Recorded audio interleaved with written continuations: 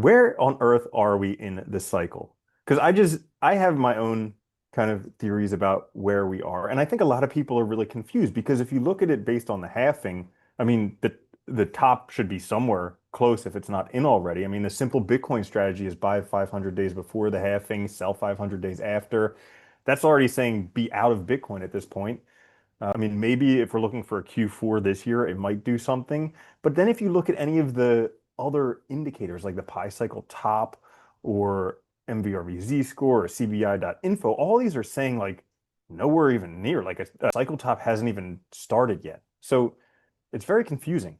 What's your take? Okay, so saw your work, love that about the statistics. Oh, thanks. I think the cycle ended with the Solana meme coin top. So when you had that Solana rush in early 2024, when Solana went from 10 to 200 and took the meme coins with it, that was the cycle. And we've Wow. actually been in winter sans the election pump ever since because the tech part of crypto has never rallied. Like, yeah, it Oh. pumped when the market pumped, but basically everything has been in winter that I think is of value except Bitcoin. I mean, again, everyone's like, Mhm. oh, Ethereum's at 4,000. People have a very short memory. Ethereum was at 1,300. That's like 2017 level, right? Mhm. So Yeah. we've been in winter, I think, since the Solana meme coin top, and we're literally just sitting around waiting for Satoshi's vision to come to the forefront and actually Mhm. start the cycle. Yeah. Yeah, there's definitely not the frothiness. Like the only frothiness I felt, and definitely the frothiness of the March 2024 was not nearly as high as the frothiness of 2021. But like, yeah, it really was only starting to get there. And every now and again I start to hear things like the other day I was out somewhere and I was talking with someone and I asked him what he did and he said he's a remote worker. And I Right. said, "Oh, cool. Are you like a web developer or something like that?" And he's like, "No, I trade cryptocurrency." And I was like, "Oh no." Mm. Oh no. Oh no. Somebody said the other day that the biggest demand for crypto content is on Facebook. I was like, oh, please stop it. Wow. Please stop it. How Right. about that? Maybe Yeah. I should start posting on Facebook. Yeah. I said the same thing. And then I'm like, oh my God, are people coming in are people coming in late and are they going to be disappointed if they have to wait? I don't want to get too deep into that, but I also Mm, think that if there's a cycle top to talk about, it's in these crypto related equities, right? oh, Or highly speculative equities. I mean, you've had stuff on Robinhood 10x.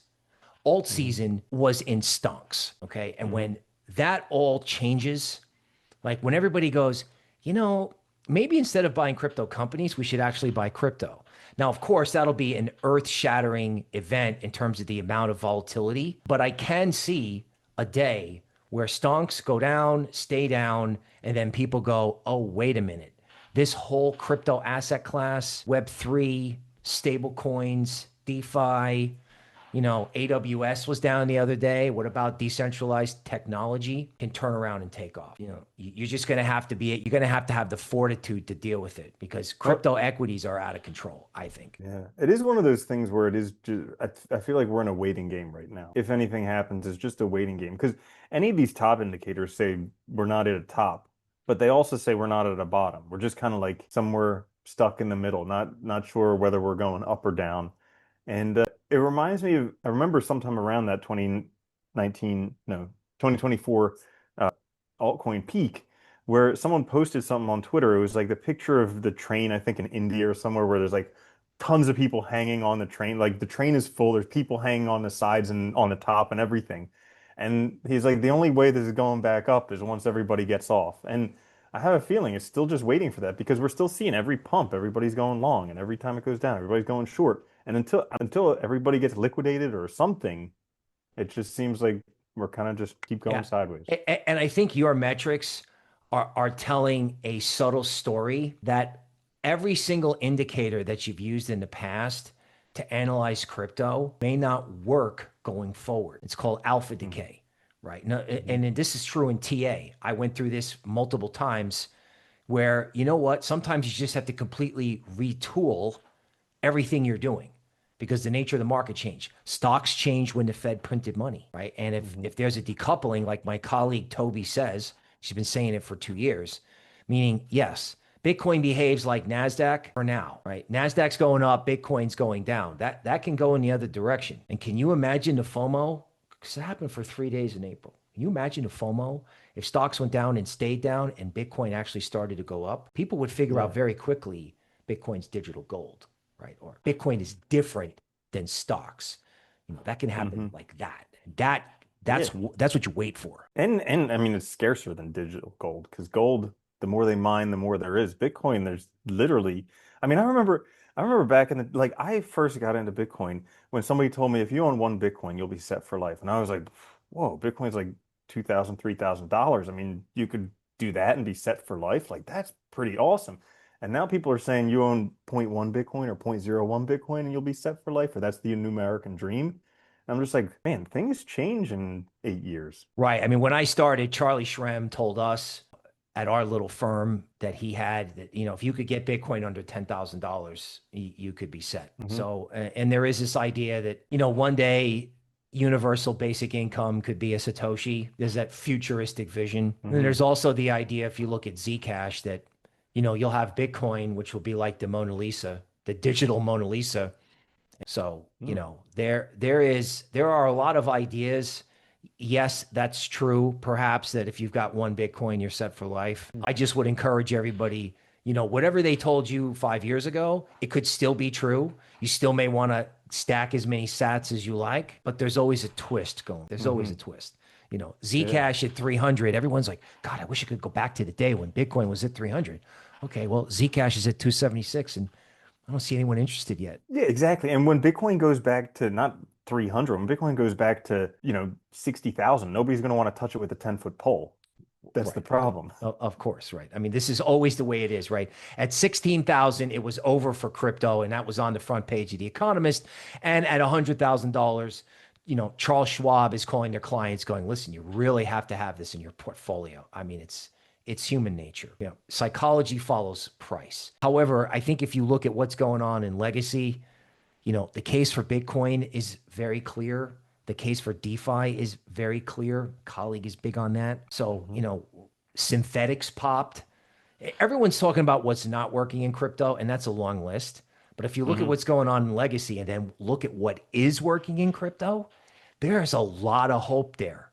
There's a leadership message, which is, very much like legacy, right? You have leadership sectors. Yeah. So I want to get into some of these ideas for things that people should take a look at going forward. Okay. Yeah, so let's start talking about that. All right. Oh, but before we do, Okay. how can people find you? Where should they look? Okay, well, thank you for that. It's at Crypto Noble on YouTube. That's all one word. Mhm. So that's the YouTube handle. We've got memberships. That's where I've got the Solana Psychic, where we do our little podcast. Patreon is Unhinged Crypto and Crypto_Noble on Twitter. Awesome. Awesome. Because I mean, you definitely bring many years of perspective and a lot of really interesting information. I mean, definitely you have your finger to the pulse in terms of traditional markets a lot more than I do. So I would encourage everyone to go check out all of your, I guess, places. Another Research thing, offerings. research offerings. There we go. Yeah, pinkies up, right? Right, right. Absolutely. Yeah. Another thing that I was thinking of was so like at least the way that I see it is everybody comes, or not everybody, but clearly generalizations are always correct. But a lot of people come to crypto because they want fast money. Like Right. they hear these stories. Like I remember when XRP finally recovered and it Mhm. went from I forget the exact numbers, but it went from its lows to pretty much its high. And it finally recovered. And literally the day it hit its high, somebody was saying to me, "Oh man, like I wish I was in that. Like, do you think if I buy now it'll go up even more?" And I was just like, I don't give financial advice. I have no freaking idea. But it's one of those things where people see the big gains and it draws them to it because everybody wants to get rich fast. But it appears like most of the time with crypto, you get rich slow. Like I remember there's this YouTube video about the teenage Bitcoin millionaire or something like that. It was titled that, and the kid was talking about how, his grandma gave him a birthday check and he took it and he bought Bitcoin.